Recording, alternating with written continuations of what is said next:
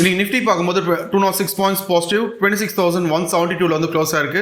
Bank Nifty பார்க்கும்போது 234 points positive 59,304 வந்து close ஆயிருக்கு. இன்னைக்கு ஓவரால் மார்க்கெட் பார்க்கும்போது ஒரு நல்ல ஒரு பாசிட்டிவ் மொமெண்டம் வந்து மிட் கேப் ஸ்மால் கேப் ஓவராலாக வந்து எல்லா இண்டெக்ஸுமே வந்து ஒரு நல்ல ஒரு பர்ஃபார்மன்ஸ் கொடுத்துருந்து. ஓகே, இப்போ இன்னைக்கு வந்து மார்க்கெட் ஒரு ஹியூஜ் கேப் அப். அப்போ அந்த கேப் அப் ஆனதுக்கு என்ன ரீசன் சொல்லி நம்ம பார்க்கலாம். இன்னைக்கு மார்க்கெட் வந்து ஒரு நல்ல ஒரு அமௌண்ட் கொடுக்குது. ஒரு மேஜர் ரீசன் சொல்கிறது பார்த்தீங்கன்னா, இப்போ லாஸ்ட் வீக் நம்மளோட ருப்பி வேல்யூ வந்து அரௌண்ட் ஒரு 91 ருபீஸில் வந்து ட்ரேட் ஆயிருந்தது. பட் இன்னைக்கு கரண்டாக பார்க்கும்போது அன்னையில் வந்து ஒரு 89.65 ரேஞ்சில் வந்து நமக்கு ட்ரேட் ஆகுது. அப்போது 91 கம்மியாக இருக்குது. இது வந்து கரன்சி ஒரு ஸ்ட்ராங்காக தான் இருக்குன்னு சொல்லி காமிக்குன்னு சொல்லி இது ஒரு பாசிட்டிவ் நியூஸ். அதை பேஸ் பண்ணி தான் வந்து இன்னைக்கு மார்க்கெட் ஒரு கேப் அப் ஓப்பனாக தான் வந்து சொல்கிறாங்க. செகண்ட் இது பார்த்தீங்கன்னா ஆர்பிஐயோட அந்த ரெப்போ ரேட் இப்போ நெக்ஸ்ட் இயர் வந்து Feb 4th Feb 6th around ஒரு 10 o'clock வந்து ரிலீஸ் பண்ணுவாங்க. அவுட்கம் பார்த்தீங்கன்னா February 6th அரௌண்ட் 10 o'clock வந்து அனௌன்ஸ் பண்ணுவாங்க. இப்போது அந்த மீட்டிங் நடக்கும்போது எல்லாருமே சொன்ன ஒரு காமனான விஷயம் என்னென்னா, கண்டிப்பாக வந்து நெக்ஸ்ட் இது இயர்லியே வந்து ரேட் கட்ஸ் இருந்தால் தான் நம்மளோட எக்கானமி வந்து க்ரோ பண்ணுறதுக்கு அது வந்து ஹெல்ப்ஃபுல்லாக இருக்குன்னு சொல்லி எல்லாருமே எஸ்ன்னு சொல்லி போல் பண்ணியிருக்காங்க. அப்போது இதுவும் வந்து one of the major reason. அதுக்கப்புறம் யூஎஸ் சைட்லேயும் பார்க்கலாம். நீங்கள் ஃபெட் மீட்டிங்லேயும் வந்து அவங்களும் எக்ஸ்பெக்ட் பண்ணுற விஷயம் 2026 வந்து ரேட் கட்ஸ் எக்ஸ்பெக்ட் பண்ணலாம் அப்படின்னு சொல்லி. அப்போ இதெல்லாமே வந்து ஒரு பாசிட்டிவ் நியூஸ். அப்போ இதை பேஸ் பண்ணி தான் வந்து மார்க்கெட் இன்னைக்கு வந்து ஒரு நல்ல ஒரு கேப் அப் கொடுத்துருக்குன்னு சொல்லி ரிப்போர்ட் பண்ணியிருக்காங்க. ஓகே, இப்போ இது வந்து நம்ம ஒரு டெக்னிக்கல் பாயிண்ட் ஆஃப் வியூவில் வந்து நம்ம ஒரு சார்ட் அனலைஸ் பண்ணும்போது பார்க்கலாம். நிஃப்டி அண்ட் பேங்க் நிஃப்டி வந்து இப்போது எப்படி இருக்குது அப்படின்னு சொல்லி. அதுக்கு முன்னாடி வந்து சில ஸ்டாக்ஸ் வந்து நம்ம அப்டேட்ஸ் பார்த்துட்டு அதுக்கப்புறம் வந்து நம்ம டெக்னிக்கல் பாயிண்ட் ஆஃப் வியூ வந்து நம்ம பார்க்கலாம். ஃபர்ஸ்ட் இது பார்க்கும்போது இன்ஃபோசிஸ் இப்போ லாஸ்ட் ஃப்ரைடே கண்டிப்பாக எல்லாருக்குமே வந்து தெரிஞ்சிருக்கும். இன்ஃபோசிஸ் வந்து ஒரு ஷார்ப் ரேலி வந்து கொடுத்துருந்து அரௌண்ட் ஒரு 56% கிட்ட வந்து ஒரு ஸ்பைக். அதில் வந்து 2 தடவை நம்மளுக்கு வந்து ட்ரேடிங் ஹால்ட்டும் ஆச்சு. அப்போது அது நடந்ததுக்கு அவங்க சொல்கிற ஒரு 2 ரீசன் என்னன்னு சொல்லி பார்த்தீங்கன்னா, ஒன்று வந்து நம்மளுக்கு வந்து டெக்னிக்கல் கிளின்ச்சாக இருக்கலாம், செகண்ட் வந்து ஷார்ட் ஸ்குவீஸாக இருக்கலாம்னு சொல்லியிருக்காங்க. பட் அது வந்து இன்னும் கன்ஃபார்ம் பண்ணல. அது வந்து அவங்க எல்லாருக்கூடையும் டிஸ்கஸ் பண்ணிவிட்டு அதுக்கப்புறம் வந்து அது அவுட்கம் என்னன்னு சொல்லி சொல்கிறேன்னு சொல்லியிருக்காங்க. ஓகே, இப்போது ஷார்ட் ஸ்குவீஸ் அப்படின்னு எல்லாருக்கிடையே இது வந்து ஒரு புது டேர்மாக இருந்திருக்கலாம். பட் ஷார்ட் ஸ்குவீஸ் என்னென்னா, இப்போ ஒரு ட்ரேடிங் அப்படின்னா ஒருத்தர் வந்து பை பண்ணால் இன்னொருத்தர் வந்து செல் பண்ணியே ஆகணும். அப்போது இங்கே வந்து நிறைய பேர் என்ன பண்ணியிருக்காங்கன்னா, ஷார்ட் சைடில் இருந்திருக்காங்க. அந்த ஆர்டர் வந்து நம்மளுக்கு வந்து க்ளோஸ் எப்படி ஆகும் அப்படின்னா, கண்டிப்பாக நம்மளுக்கு வந்து பையிங் சைடில் வந்து வாங்கும் போது தான் வந்து க்ளோஸ் ஆகும். அப்போ அந்த ஆர்டர் ஆட்டோமேட்டிக்காக க்ளோஸ் ஆகும்போது பை சைடில் வந்து ஒரு ஹியூஜ் வால்யூம் வந்து வாங்கினதால தான் இந்த ஒரு ஸ்பைக் வந்து கொடுத்துருக்குன்னு சொல்லி சொல்கிறாங்க. பட் இதில் ஒரு இன்ட்ரெஸ்டிங்கான ஃபேக்ட் நம்ம சார்ட்டில் வந்து பார்க்கலாம்.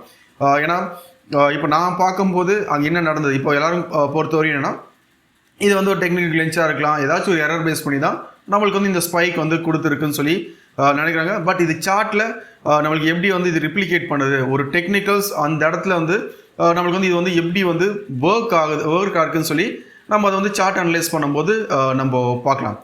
நெக்ஸ்ட் இது வந்து நீங்கள் கேட்ட விஷயம், இப்போது வந்து நம்ம ரயில்வே ஸ்டாக்ஸில் வந்து இன்வெஸ்ட்மெண்ட் பண்ணலாமா, இது வந்து கரெக்டான டைமாக நம்ம பை பண்ணுறது சொல்லி கேட்டிருந்தீங்க. இப்போ அதை பேஸ் பண்ணி நம்மளுக்கு வந்து ரயில்வே டிக்கெட் ஃபேர்ஸ் வந்து நம்மளுக்கு வந்து இன்க்ரீஸ் பண்ணியிருக்காங்க. ஜஸ்ட் ஒரு கிலோமீட்டருக்கு வந்து பார்த்தீங்கன்னா அரௌண்ட் ஒரு 2 பைஸ், ஒரு ஏசி இதில் பார்த்தீங்கன்னா 2 பைஸ், அது நார்மல் இதில் பார்த்தீங்கன்னா ஒரு 1 பைஸ் கிட்ட வந்து இன்க்ரீஸ் பண்ணியிருக்காங்க. ஓவரால் ஃபார் எக்ஸாம்பிள் இப்போ வந்து நீங்கள் ஒரு 500 கிலோமீட்டர்ஸ் வந்து நீங்கள் போகிறீங்க அப்படின்னா உங்களுக்கு ஆவரேஜாக அதை இன்க்ரீஸ் பண்ணது பார்த்தீங்கன்னா ஒரு 10 ருபீஸ் வந்து இன்க்ரீஸ் ஆகும். அப்போது இந்த நியூஸை பேஸ் பண்ணிவிட்டு இது வந்து மார்க்கெட் இங்கே வந்து நம்ம வந்து பை பண்ணலாமா இல்லைனா ஃபர்தராக வந்து ஃபாலோ ஆகுமான்னு சொல்லி கேட்டிருந்தீங்க. நீங்கள் ரயில்வே ஸ்டாக்ஸ் நீங்கள் ஃபாலோ பண்ணியிருந்தீங்கன்னா உங்களுக்கு வந்து தெரிஞ்சிருக்கும். ரயில்வே ஸ்டாக்ஸ் வந்து ஏற்கனவே நம்மளுக்கு வந்து அரௌண்ட் ஒரு ஆவரேஜாக பார்த்தீங்கன்னா ஒரு 45% ஒரு 50% கிட்ட வந்து ஏற்கனவே நம்மளுக்கு ஃபாலோ இருக்குது. இப்போ இதுலேயே வந்து நீங்கள் பார்க்கலாம், லாஸ்ட்டு 1 இயரோடது, இது வந்து 3 இயர்ஸோடது வந்து ஸ்டில் நம்ம நிறைய ஸ்டாக்ஸ் வந்து பாசிட்டிவ் தான் இருக்குது. பட் இங்கே வந்து நம்மளுக்கு வந்து 1 இயர் இது பார்க்கும்போது, இந்த 1 இயர் பார்க்கும்போது எந்த ஸ்டாக்குமே வந்து நம்மளுக்கு வந்து பாசிட்டிவான ரிட்டர்ன்ஸ் வந்து கொடுக்கல, எல்லாமே வந்து நெகட்டிவில் தான் இருக்குது. அப்போ இது வந்து நீங்கள் பர்டிகுலராக ஸ்டாக் வைஸ் வந்து நீங்கள் அனலைஸ் பண்ணி பார்க்கும்போது தெரியும், ஏற்கனவே நம்மளுக்கு 50% ஃபாலோ இருக்குது. இதில் நீங்கள் டெக்னிக்கல் டேர்மில் வந்து நீங்கள் அனலைஸ் பண்ணி பார்த்தீங்கன்னா தெரியும், எல்லாமே நம்மளுக்கு வந்து அந்த ரீட்ரேஸ்மெண்ட் லெவலில் தான் இருக்குது. அப்போ இங்கே வந்து ஒரு ட்ரெண்ட் ரிவர்சல் பார்த்துட்டு ஒன்ஸ் ட்ரெண்ட் ரிவர்சல் ஆச்சுன்னா அதுக்கப்புறம் வந்து பையிங் போகிறது சேஃப். இப்போ ஒரு நாள் ஒரு பாசிட்டிவ் க்ளோஸ் ஆனதால அதை பேஸ் பண்ணிவிட்டு பை பண்ணாதீங்க. அதனால் ட்ரெண்ட் ரிவர்சல் வரையும் வெயிட் பண்ணிவிட்டு அதுக்கப்புறம் வந்து ரயில்வே ஸ்டாக்ஸ் வந்து பை பண்ணலாம். ஏன்னா இப்போது நம்ம பட்ஜெட்லலாம் இதை பற்றி தான் பெருசாக பேசியிருந்தாங்க எல்லாருமே. ஏன்னா ரயில்வே ஸ்டாக்ஸில் வந்து நல்ல பூம் ஆகும். நெக்ஸ்ட் ஒரு இப்போது சென்ட்ரல் கவர்மெண்ட் வந்து பிஜேபி கவர்மெண்ட் வந்து இப்போ லாஸ்ட் டைம் வின் பண்ணும்போது அவங்க சொன்ன ஒரு நியூஸஸில் வந்து பேசின ஒரு விஷயம், நெக்ஸ்ட் ஒரு 5 years கண்டிப்பாக வந்து ரயில்வே ஸ்டாக்ஸ் வந்து பெருசாக பூம் ஆகும்னு சொல்லி. பட் நீங்கள் லைவ்லேயே வந்து பார்த்துருக்கலாம், ஃபாலோ பண்ணி தான் தெரிஞ்சிருக்கும். இப்போ அந்த பாயிண்ட்டில் ஒரு ஆல் டைம் ஹையில் இருந்தால் இது வரையும் வந்து நம்மளுக்கு அரௌண்ட் ஒரு 45 to 50% மேஜராக வந்து நம்மளுக்கு வந்து எல்லா ஸ்டாக்ஸுமே வந்து ஃபாலோ இருக்குது எக்ஸப்ட் அந்த 1 or 2. ஓகே, அதனால் என்னோட இது என்னதான் நம்மளுக்கு நெகட்டிவ் நியூஸ் வந்தாலும் இதுக்கப்புறம் ஃபர்தராக வந்து ஃபால் ஆகிறதுக்கு பாசிபிலிட்டிஸ் ரொம்ப கம்மி. பட் ஒரு கன்சாலேஷன் வந்து எக்ஸ்பெக்ட் பண்ணலாம். ஒன்ஸ் அந்த கன்சாலேஷன் முடிச்சுட்டு திரும்ப நம்மளுக்கு வந்து ஒரு மொமெண்டம் ரிவர்சல் கொடுத்துன்னா அந்த இடத்துல வந்து நீங்கள் பை பண்ணினா கண்டிப்பாக இதில் ஒரு நல்ல ஒரு ப்ராஃபிட்ஸ் வந்து நம்மளால் பண்ண முடியும். பட் நீங்கள் வந்து என்ன பண்ணுங்கன்னா ரிசர்ச் பண்ணுங்கள், பண்ணிவிட்டு அதை பேஸ் பண்ணிவிட்டு நீங்கள் வந்து உங்களோட டிசிஷன்ஸ் வந்து எடுத்துக்கலாம். அதனால் யாராச்சும் வந்து பை பண்ண சொல்கிறாங்கன்னா அதை பேஸ் பண்ணிட்டு பை பண்ணாதீங்க.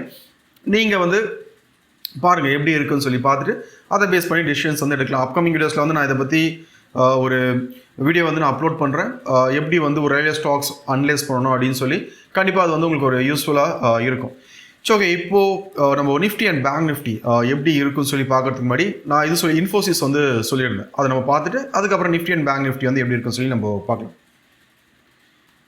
இப்போ ஆஸ் பர் செபி ரூல் நம்மளோட என்எஸ்சி இது வந்து நம்ம பார்க்க மாட்டோம். ஸ்டாக்ஸ் நீங்கள் வந்து 3 months இருக்கிற டேட்டா தான் வந்து அனலைஸ் பண்ணி சொல்லியிருந்தாங்க. பட் நம்ம இப்போ கரண்ட்டாக பார்க்குறது வந்து யூஎஸோட மார்க்கெட்டோட.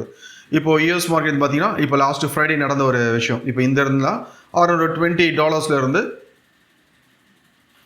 நேர்லி வந்து ஒரு $10 கிட்ட வந்து ஒரு அப்வர்ட் மொமெண்டம் ஒரு ஸ்பைக் கொடுத்துட்டு திரும்ப அங்கேயே வந்து க்ளோஸ் ஆகிருக்கு. ஓகே, இப்போ இங்கே பார்க்கும்போது எப்படி இங்கே வந்து நம்மளுக்கு அந்த ஃபார்மேஷன் ஒரு டெக்னிக்கல் பாயிண்ட் ஆஃப்ல வந்து எப்படி இருக்குன்னு சொல்லி நம்ம பார்க்கலாம். இப்போது இது பார்த்தீங்கன்னா இது வந்து நம்மளுக்கு வந்து மேஜராக வந்து ஒரு சப்போர்ட் லெவலாக வந்து ஆக்ட் ஆகிருக்கு. ஒரு தடவை நம்மளுக்கு ஹிட் பண்ணும்போதெல்லாம் இங்கே வந்து ஒரு பவுன்ஸ் பேக். அப்போது இது வந்து எப்போ வந்து பிரேக் அவுட் ஆகும், ஒரு சப்போர்ட் வந்து எப்போ பிரேக் அவுட் ஆகும், ஒரு ரெசிஸ்டன்ஸ் வந்து எப்போ பிரேக் அவுட் ஆகும், இது எல்லாமே நம்ம என்ன பண்ணலாம்னா முன்னாடியே வந்து பேஸ்ட் அப்பான் டெக்னிக்கல் ரூல்ஸ் வச்சு நம்மளால் வந்து முன்னாடியே வந்து ஃபைன் பண்ண முடியும். அப்போது இங்கே வந்து நம்ம இப்போது இந்த இடத்துல வந்து பிரேக் அவுட் ஆகாது, இது கன்ஃபார்ம் பண்ணலாம். இது வந்து நம்ம லைவ் செஷன்ஸில் இதை பற்றி நம்ம டிஸ்கஸ் பண்ணலாம். அப்போ இங்கே பார்க்கும்போது இது வந்து நம்மளுக்கு வந்து ஒரு மேஜரான ஒரு சப்போர்ட்டாக வந்து நம்மளுக்கு வந்து ஆக்டாக இருந்தது. இப்போ இது ஓவராலாக வந்து பார்த்தீங்கன்னா இன்ஃபோசிஸ் நம்மளுக்கு வந்து ஒரு ட்ரையாங்கிள் பேட்டர்னில் வந்து நம்மளுக்கு வந்து ட்ரேடாக இருந்தது. ஒரு ட்ரையாங்கிள் பேட்டர்ன் ட்ரேடாக இருந்து. பட் இங்கேருந்து தான் ஒரு பெரிய ஒரு ஸ்பைக். இப்போது இந்த ஸ்பைக்கு வந்து நம்மளுக்கு எங்கே போய் ஸ்டாப் ஆகிருக்குன்னு சொல்லி நம்ம பார்க்கலாம். எதை நான் சொல்லியிருந்தேன், நான் பார்க்கும்போது இது வந்து நமக்கு அந்த ஆக்சுவலாக இது வந்து டெக்னிக்கல் கிளின்ச்சான்னு சொல்லி எனக்கு டவுட் இருந்தது. இது ஜஸ்ட் என்னோட பர்சனல் வியூ. நீங்களும் வந்து உங்களோட டெக்னிக்கல் வந்து நீங்கள் ஸ்ட்ராங்காக இருந்தால் ஜஸ்ட் நீங்கள் அனலைஸ் பண்ணி பாருங்கள். உங்களுக்கு அதில் ஏதாச்சும் ஒரு விஷயம் வந்து உங்களுக்கு வந்து நீங்கள் லேர்ன் பண்ணிக்கலாம். அப்போது இது நான் வந்து ஜஸ்ட் ஒரு ஃபிபனோக்கி, இப்போ நம்ம நார்மலாக வந்து ட்ரேட் பண்ணுறதுக்காக யூஸ் பண்ணுற ஒரு டூல். இப்போ வந்து ஃபிபனோக்கி வந்து நான் யூஸ் பண்ணும்போது இங்கே நான் என்ன பார்த்தேன்னா எக்ஸாக்டாக எங்கே போயிட்டு பஞ்ச் பண்ணியிருக்குன்னு சொல்லி பார்த்தீங்கன்னா எக்ஸாக்டாக வந்து தெரியுது ஒரு கோல்டன் ரேஷியோ 1.618 எக்ஸாக்டாக வந்து அந்த இடத்துல பஞ்ச் பண்ணிட்டு அப்புறம் தான் கீழே வந்துருக்கு.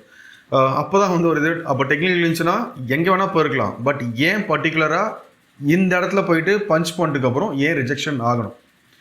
இதில் வந்து இன்னும் நிறைய ஃபேக்ட்ஸ் இருக்குது. ஒரு ட்ரெண்ட் லைனாக இருக்கட்டும், இது மாதிரி நிறைய ஃபேக்ட்ஸ் இருக்குது. ஜஸ்ட் நான் பார்த்தது என்னென்னா ஒரு ஃபிபனோக்கி நான் வந்து யூஸ் பண்ணும்போது அப்போது இங்கே வந்து எக்ஸாக்டாக ஏன் வந்து நம்மளுக்கு வந்து இந்த லெவல் வந்து ரெஸ்பெக்ட் பண்ணணும். அப்போ ஜஸ்ட் இது வந்து நான் உங்கள்கிட்டே விடுறேன். அப்போ ஆக்சுவலாக இது வந்து டெக்னிக்கல் இருந்துச்சா இல்லைனா வந்து இங்கே வந்து யாராச்சும் வந்து மேனிப்புலேட் பண்ணியிருக்காங்களா அப்படின்னு சொல்லி நம்ம வர நியூஸஸை பார்த்துட்டு நம்ம வெயிட் பண்ணி தான் வந்து நம்ம பார்க்கணும். இப்போ இங்கே சொல்லியிருந்தோம் நமக்கு வந்து ட்ரெண்ட் லைனில் இருக்குன்னு சொல்லி.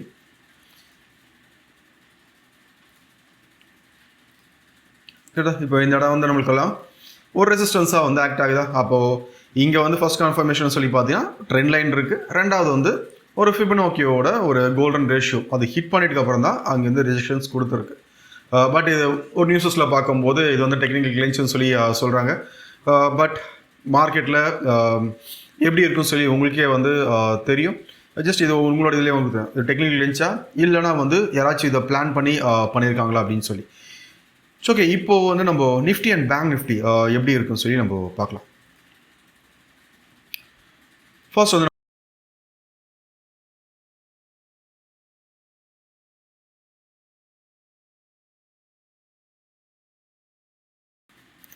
இப்போ நிஃப்டி வந்து நம்ம லாஸ்ட் வீடியோலே வந்து சொல்லியிருந்தோம். இது வந்து நம்மளுக்கு வந்து ஓவரால் ஸ்டில் இது பையில் தான் இருக்குது. இது வந்து செல்லிங்கில் கிடையாது. ஒரு சைட்வேஸ் ஒரு ட்ரையாங்கிளில் வந்து ட்ரேட் ஆகுதுன்னு சொல்லி சொல்லியிருந்தேன். அப்போ இது வந்து நம்மளுக்கு வந்து பிரேக் அவுட் ஆச்சுன்னா இங்கே ஒரு நல்ல ஒரு மொமெண்டம் வந்து எக்ஸ்பெக்ட் பண்ணலாம். ஏன்னா இது ஃபுல்லாகவே வந்து சைட்வேஸ். இங்கே பிரேக் அவுட் ஆச்சுன்னா ஒரு நல்ல ஒரு மொமெண்டம் வந்து எக்ஸ்பெக்ட் பண்ணலாம் சொல்லியிருந்தேன். பட் இன்னைக்கு மார்க்கெட் மார்னிங் ஓப்பன் ஆகும்போதே வந்து ஒரு நல்ல ஒரு கேப் அப். அதுக்கப்புறம் பார்த்தீங்கன்னா அரௌண்ட் ஒரு 50 பாயிண்ட்ஸ் கிட்ட வந்து நிஃப்டியில் வந்து நம்மளுக்கு ஒரு மொமெண்டம் கொடுத்துருந்து ஆஃப்டர் கேப் அப்க்கு அப்புறம். அப்போது இப்போ கரண்ட்டாக வந்து பார்த்தீங்கன்னா இது வந்து நம்மளுக்கு வந்து ஒரு ரெசிஸ்டன்ஸ் லெவலாக வந்து ஆக்ட் ஆகும். அப்போ இதுவும் நம்மளுக்கு பிரேக் அவுட் ஆச்சுன்னா நாளைக்கு வந்து நம்ம என்ன எக்ஸ்பெக்ட் பண்ணலாம்னா அரௌண்ட் ஒரு 26,326 திரும்பியும் வந்து நம்மளுக்கு வந்து ஒரு all time high previous high வரையும் நம்ம வந்து நிஃப்டி எக்ஸ்பெக்ட் பண்ணலாம். அப்போ நாளைக்கு வந்து நம்மளுக்கு இந்த லெவல் பிரேக் அவுட் ஆச்சுன்னா நெக்ஸ்ட் ஆஃப் லெவல்ஸ் பார்த்தீங்கன்னா 26,326 இந்த ரேஞ்ச் வந்து நம்ம எக்ஸ்பெக்ட் பண்ணலாம். இதான் வந்து என்னோட ஃபஸ்ட் நம்ம என்ன பண்ண மாட்டோம்னா இங்கே வந்து செல்லிங் போக மாட்டோம். ஜஸ்ட் ஒரு பையிங் சைட்லேயே வந்து கான்சன்ட்ரேட் பண்ணலாம். செல்லிங் சைடில் வந்து நம்ம போக மாட்டோம். ஏன்னா ஒன்ஸ் ட்ரெண்ட் ரிவர்சல் ஆனதுக்கப்புறம் தான் வந்து செல். ஏன்னா இப்போ கோல்டெலாம் நீங்கள் கேட்டிருக்கீங்க, கோல்டு வந்து கரெக்ஷன் கீழே வருமா அப்படின்னு சொல்லி கேட்கும்போது நான் சொல்லியிருந்தேன். இன்னும் அந்த கோல்டு பார்த்தீங்கன்னா இன்னொரு ஹியூஜ் ஒரு பையில் தான் இருக்குது. இப்போ இன்றைக்கி நீங்கள் பார்த்துக்கலாம் அரௌண்ட் $2,400 வந்து நம்மளுக்கு வந்து ட்ரேட் ஆகுது. இப்போ அது பிரேக் அவுட் ஆகிறதுக்கு மேலே இருக்குது.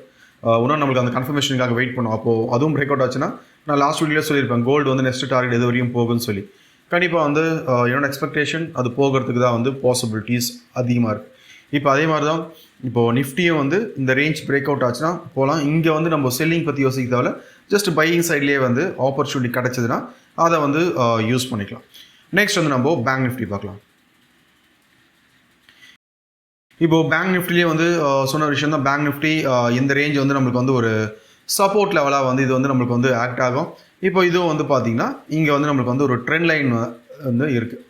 அப்போ இது வந்து நம்மளுக்கு வந்து பிரேக் அவுட் ஆச்சுன்னா ஒரு மொமெண்டம் வந்து நம்ம எக்ஸ்பெக்ட் பண்ணலாம்னு சொல்லியிருந்தேன். இதில் வந்து நம்ம முன்னாடியே டிஸ்கஸ் பண்ணதான் நிஃப்டி ஒரு நல்ல ஒரு மொமெண்டம் கொடுக்குது. பட் பேங்க் நிஃப்டி பார்க்கும்போது அதோட மொமெண்டம் வந்து ரொம்ப ஸ்லோவாக இருக்குன்னு சொல்லியிருந்தேன். அப்போது இன்றைக்கி வந்து நீங்கள் பார்த்துக்கலாம் நிஃப்டி வந்து ஆல்மோஸ்ட் 200 பாயிண்ட்ஸ் மொமெண்டம் கொடுத்துருக்கு. பட் பேங்க் நிஃப்டி பார்த்தீங்கன்னா நேர்லி வந்து ஒரு 250 பாயிண்ட்ஸ் அந்த 230 பாயிண்ட்ஸ் கிட்ட தான் மொமெண்டம் வந்து கொடுத்துருக்கு. அப்போ இன்னும் அந்த மொமெண்டம் வந்து நமக்கு பேங்க் நிஃப்டியில் வந்து இன்னும் ஃபார்ம் ஆகலை. அதனால் இது பேங்க் நிஃப்டி பொறுத்தவரையும் மேஜராக வந்து நம்மளுக்கு ஒரு பிரேக் அவுட் ஆனால் மட்டும்தான் இங்கே வந்து நம்மளுக்கு ஒரு மொமெண்டம் வந்து எக்ஸ்பெக்ட் பண்ணலாம். இப்போ பேங்க் நிஃப்டி பொறுத்தவரையும் நெக்ஸ்ட் ஆஃப் ரெசிஸ்டன்ஸ்னு பார்த்தீங்கன்னா 59,450 அதுக்கப்புறம் வந்து 59,800 இதுதான் வந்து நியர்பை ரெசிஸ்டன்ஸாக வந்து நம்மளுக்கு வந்து ஆக்ட் ஆகும். இப்போ நிஃப்டியில் சொன்னது தான் பேங்க் நிஃப்டிலேயும் வந்து நம்மளுக்கு வந்து இந்த இடத்துல ரிவர்சல் ஆகும். ரிவர்சல் ஆனால் மட்டும் செல்லிங்கில் கான்சன்ட்ரேட் பண்ணலாம். பட் இப்போதைக்கு வந்து பையிங்கில் இருக்கிறதுனால செல்லிங் சைட் ட்ரெண்ட் ரிவர்சல் ஆகிற வரையும் செல்லிங் சைடில் வந்து நம்ம போகிறது வந்து சேஃபாக கிடையாது. ஓகே, இப்போ உங்களுக்கு ஓரளவுக்கு கிளியராக இருந்திருக்கும்னு நினைக்கிறேன். நிஃப்டி அண்ட் பேங்க் நிஃப்டி வந்து இப்போ கரண்ட்டாக எப்படி இருக்குன்னு சொல்லி. ஏன்னா இப்போது ஆல் டைம் ஹையில் இருக்குது, கிராஷ் வந்துடும் சொல்லி நீங்கள் நிறைய பேர் சொல்லி நீங்கள் கேள்வி இருக்கீங்க. பட் இப்போ கரண்ட்டாக வந்து ஒரு ஃபேக்ட்ஸ், அதனால தான் வந்து நான் இன்ஃபோசிஸ் காமிச்சேன். இன்ஃபோசிஸ் எல்லாரையும் பொறுத்தவரையும் ஒரு டெக்னிக்கல் கிளின்ச்சாக இருக்கலாம், இல்லை என்ன நியூஸ் சொன்னால் இருக்கலாம். பட் ஆக்சுவல் ஃபேக்ட்ஸ் வந்து நம்மளுக்கு எங்கே தெரியும்னா நீங்கள் சார்ட் அனலைஸ் பண்ணும்போது தான் நம்மளுக்கு வந்து ஆக்சுவல் ஃபேக்ட்ஸ் வந்து கிடைக்கும். இது வந்து இண்டிகேட்டர்ஸ் அந்த மாதிரி யூஸ் பண்ணுறவங்க வந்து ஃபைன் பண்ண முடியாது. ஜஸ்ட் ஒரு டெக்னிக்கல்ஸ், பியூர் டெக்னிக்கல்ஸ், ஒரு ஃபிபனாக்கியாக இருக்கட்டும், ஒரு ட்ரெண்ட் லைன், சப்போர்ட் ரெசிஸ்டன்ஸ், இதை பேஸ் பண்ணி அனலைஸ் பண்ணுறவங்கனால இது வந்து நம்மளால் ஃபைன் பண்ண முடியும்.